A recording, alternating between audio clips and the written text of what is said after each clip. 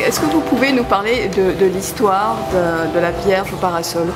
Donc la Vierge au parasol, c'est une histoire qui remonte à 1896. Ça commence tout d'abord par l'intention de deux familles, la famille Laborde et la famille Leroux, qui souhaitent mettre une statue de Notre-Dame de Lourdes dans le Grand Brûlé, afin que par le canal de la foi, il puisse être protégé des intempéries. Dimension déjà de la foi, de l'attachement à la Vierge Marie. Bon, mère de Dieu, mère du Christ, mère de l'Église.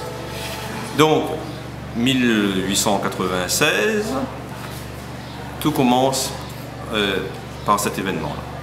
Ensuite, cette famille constate que la région est bien arrosée et qu'il faut protéger cette fameuse statue Notre-Dame de Lourdes. Donc ils vont prendre la décision de l'équiper d'un parasol, d'un parapluie.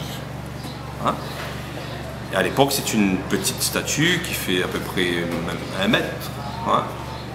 Ils vont fabriquer un parasol de dimension standard. Et puis voilà, la fameuse Notre-Dame au parasol prend son existence. En 1963, il y a une éruption volcanique. Il y a une coulée de lave qui dévale les pentes du Grand Brûlé. Les gens n'ont pas le temps de voir la chose arriver, le danger arriver. La première statue, cette statue est détruite. Hein? Elle est détruite. Alors là, tout le monde est dans l'émoi, ils sont choqués. Bon, comment la Vierge Marie, la statue de la Vierge Marie a pu être détruite? La statue a été détruite, mais la foi demeure. Et le cœur de ces familles dans le Grand Brûlé, à Bois Blanc, à proximité de Bois Blanc, est toujours vivace et intacte pour la Vierge Marie. Donc, Notre-Dame de Lourdes. Quand vous regardez la statue de Notre-Dame de Lourdes, elle a les positions de la main, les mains jointes.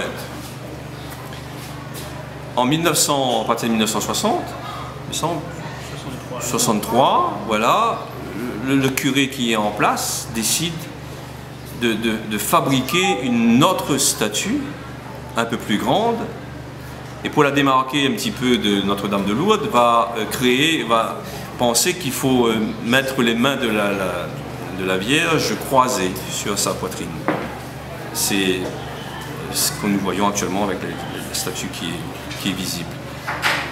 Donc, 1963, et c'est à ce moment-là qu'une idée de pèlerinage, alors bien entendu on fabrique le parasol à la taille proportionnelle, et c'est à partir de ce moment-là que l'idée d'un pèlerinage est née. 1963, ça commence avec peu de fréquentation, dans le Grand Brûlé même, il y a des gens qui viennent, le curé, la paroisse organise au 15 août une petite manifestation spirituelle, religieuse, et puis d'année en année, ça prend de l'ampleur. Ça prend de l'ampleur et les curés prédécesseurs, donc, sont devant le fait accompli, et ce pèlerinage va prendre de l'ampleur de plus en plus, va attirer beaucoup de monde. Beaucoup d'entre nous se souviennent de la présence de cette statue qui rassemble de nombreux pèlerins dans le Grand Brûlé, avec le père Bernachon qui à l'époque proposait, Père Tual, père Bernachon qui était curé de cette paroisse, qui proposait les bénédictions de voiture, mais tout ça, ça se passait dans le Grand Brûlé encore. Il y avait moins de difficultés à l'époque de circulation, etc. Donc il y avait un site qui était aménagé sur la coulée de l'Arve, et les gens venaient là le 15 août pour la messe traditionnelle, Notre-Dame au parasol. Et à côté de la statue, dans l'histoire, il y a toujours deux autres statues de saints, Sainte Marguerite et Saint Louis. Bon, ça c'était une volonté apparemment de la famille de mettre des saints patrons, apparemment, famille Leroux et Laborde. Voilà. Et au tout début, on voit des photos comme ça qui datent des années 60. On voit la Vierge au parasol trôner sur un monticule, avec beaucoup de fleurs, et puis il y a un autel en bas, et puis de chaque côté, c'est 2 statues. Puis au fil du temps, on a un peu... les statues ont disparu, je ne sais pas pour quelle raison. Et ce pèlerinage prend de l'ampleur. La statue, donc, elle date de 1960, les années 60-63, donc elle est entretenue. Elle est peinte en bleu, etc. Bon.